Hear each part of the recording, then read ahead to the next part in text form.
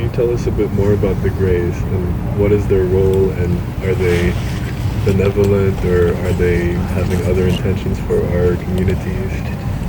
What's their status at the moment? So there are many different type of Greys, because the Greys can be seen a bit like an archetype, a representation of a certain state of being.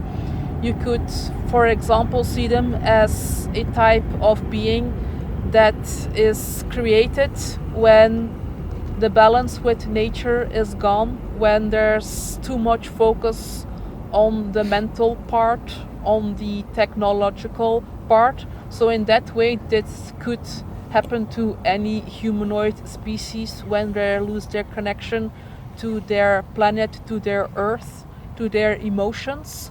So in that way, you can see them as a symbol. So many different types of Greys do exist. There are Greys with different alignments, different agendas, different interests. We come from a type of Grey that have chosen to have a positive path, a beneficial path, a helpful path, where we assist humanity and we are assisted back. So we are in that way of a type of helpful family/friendship type of relationship.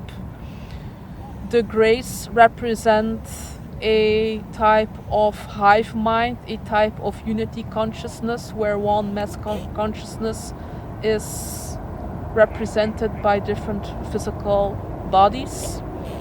A human in that way represents a very individualistic type of being that is more in a self-centered state in the most general cases. So in that way, we balance each other. So if you create a blend between this unity conscious state to an extreme and this individualistic state to an extreme, when you blend these two energies, you create a balanced being that sees validity in the whole, but also in the self. As you help yourself, you help the whole, and as you help the whole, you help yourself. So the blending of these two polarities created a third energy that we represent. So this is a very important concept to understand.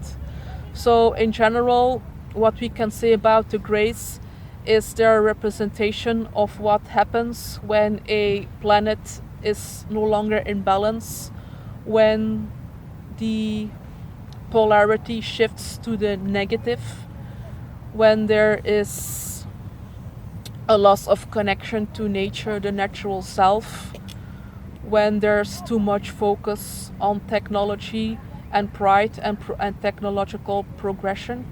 So this was a possible future for your timeline as well. In the past, you have shifted out of that. So in that way, you invited the Greys in, and the Greys needed you as well. So you helped each other ascend and become a greater being. So to come back to the different types of Greys, as the Greys started to work with other ET beings, some of them decided to align to the more negative agendas, others stayed what you would call more neutral, and some of them aligned to the more positive, benevolent agendas. So this is the reason why you hear many contradictory stories about the Greys. It's because there are indeed many types of Greys. Some are the original Greys with the original bodies, other are more like robots and are more like clones or doll bodies. So in that way, when you encounter a Grey or hear from a Grey, it could be all different types. So the Grey forefathers that we come from are the ones that decided to help humanity and to keep the race, keep the culture going, to not go extinct and make a better more loving, more balanced version of themselves to create better vessels so they could keep incarnating and share their technology, share their knowledge and wisdom, as they've gone from such a deep and dark path. They have so much wisdom and knowledge to share with everyone, and they also assist humanity with the vibration of being more of a collective. So that's the main agenda of the Zeta Reticuli grays that we come from. So the grays are a more difficult subject in that way because there's so many types and so many agendas. So thank you so much for your question.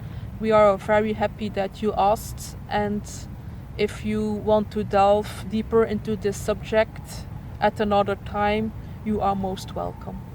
Thank you very much. You're welcome. Thank you.